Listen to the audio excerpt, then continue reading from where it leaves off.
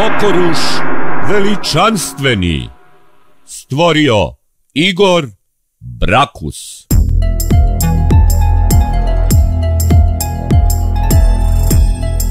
A na obližnjem proplanku, kraj izvora, od kojeg vode 2 putića, potpuno gola, kupala se Vila Traviojla, mislivši da je niko ne gleda.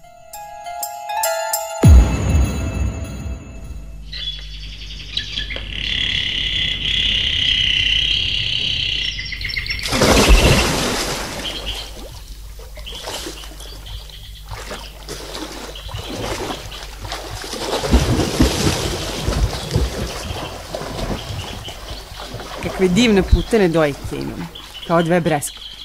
I kako lepa bedra imam, kao da su i grčki vajari vajali. I kakvu lepu zadnjicu imam, kao da sam na lalama ceo život sedela. I kakvu divnu muškost imam, satiri da mi pozavidi. Zavidim ti, Traviojla. Samo pomakaj. Crven bane, šta ti je?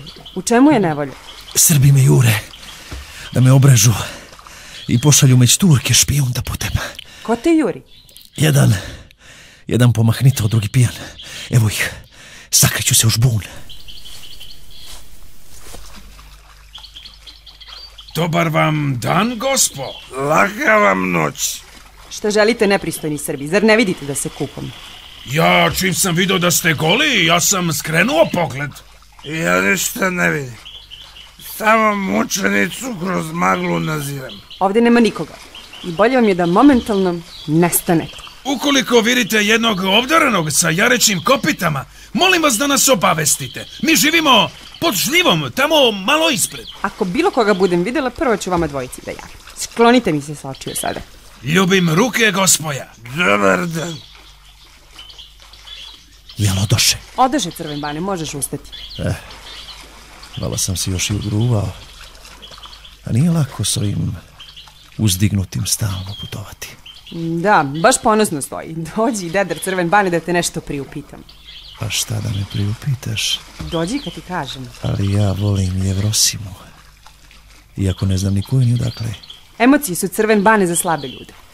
Ako hoćeš da pomogneš Srbima, morat ćeš da mi se podaš. Ako želiš da saznaš ko je Jevrosima i odakle je, morat ćeš da mi se podaš 10 puta.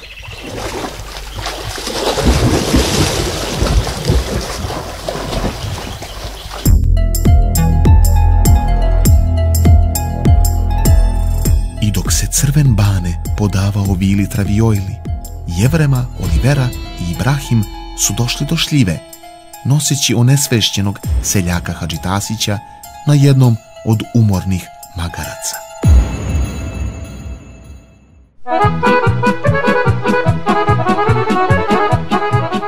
Nigde nikoga. Samo šljiva. Ja sam čitala u nekijema učenijem knjigama da ispod šljive žive Srbijanci. Nemoguće da ih je tako malo, pa već bismo i dosta pokorili. Težak narod, ima ih malo, ali su pjani i ludi. Pogledajte, neko dolazi. Živane, besmisleni alkoholičaru, sve si upropastio. Uvek se ja za sve kriv. Pa dokle više tako, majku mu Božju? Koga sada da pošaljemo Turčine da špijunira, a bre? Mogu ja da padnem. Mislim, mogu ja da odem da ih špijuniram. Živane, ti si toliko pijan da ne možeš da stojiš ni na rukama. To je notorna besmislica. Majke ti ga spalim.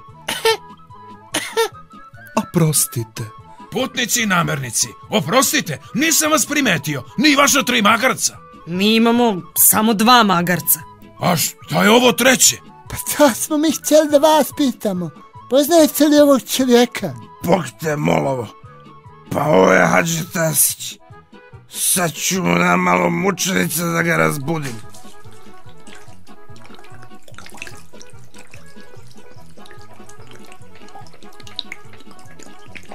Pipim malo.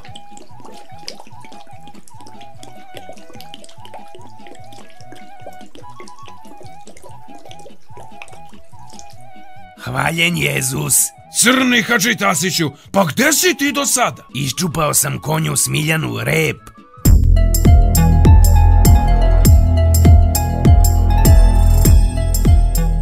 to vreme Jovica Bugarski je lamentirao nad zlosrećenom sudbinom svoga pastuva Smiljana.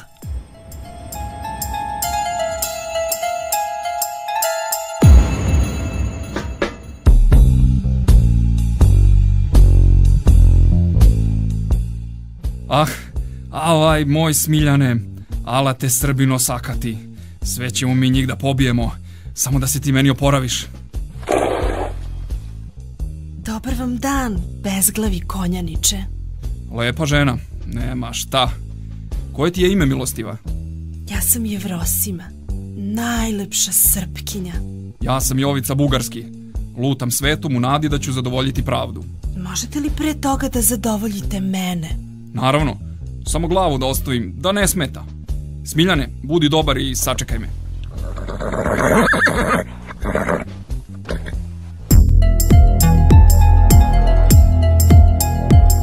Kratak susret sa Jovicom Bugarskim je u istoriji označen kao prvo, ali ne i jedino neverstvo Jevrosime, najlepše Srpkinje.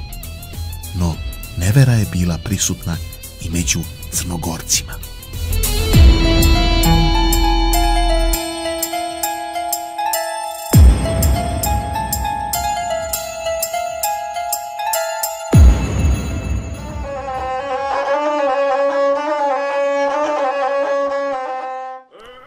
Ne znam što mi je činit, Nikola knjazu Crnogorski, ali da pođem Jevremu spašavat.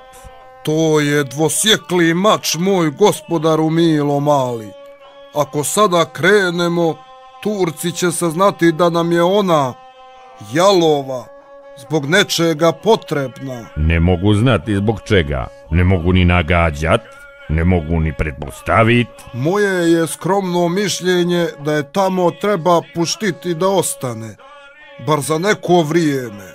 Mudro zboriš, ali s druge strane Jevrema nam je neophodna ako želimo da pobjedimo u ovije ratovanje. Gospodaru Milo mali, mi ne ratujemo, samo šedimo i ništa ne činimo. Tu si u pravu, Bogu mi.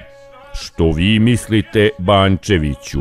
Štovani Milo mali, moja je obavijest da su Turci poslali izvidnicu u Srbiju, ne bi li pripremili plan za zbijeg turskog pučanstva. Nevjerovatno. Zašto to rade? Turaka je sve više. Stoga kane jedan deo posrbiti i poslati u srbijansku naseobinu da se razmnožava. Kada to sve tamo budu bili Turci, ima Srbiji da povise procenat teritorijalni. Oni neće ni slutiti da u Srbiji pod šljivom neće više biti Srba, već Turčin do Turčina. Užasan plan, ali i vrlo ostvarljiv. Što možemo da uradimo da to spriječimo? Možemo puno toga. Ja sam već poslao par kvalitetnih ubojica da satru i tursko i srpsko sjeme. Ali dogovorili smo se da nipošto nikoga ne napadamo, već da sačekamo. Nemamo što izgubiti. Jago iz Jagodine i Kara Raka iz Bešiktaša već su na putu. Ovaj prvi će istrijebiti Turke, a ovaj drugi Srbe. Za čas posla. Dok pljunete pikavac, mašala, ojha! Mudar si strateg, Bančeviću. Mudar.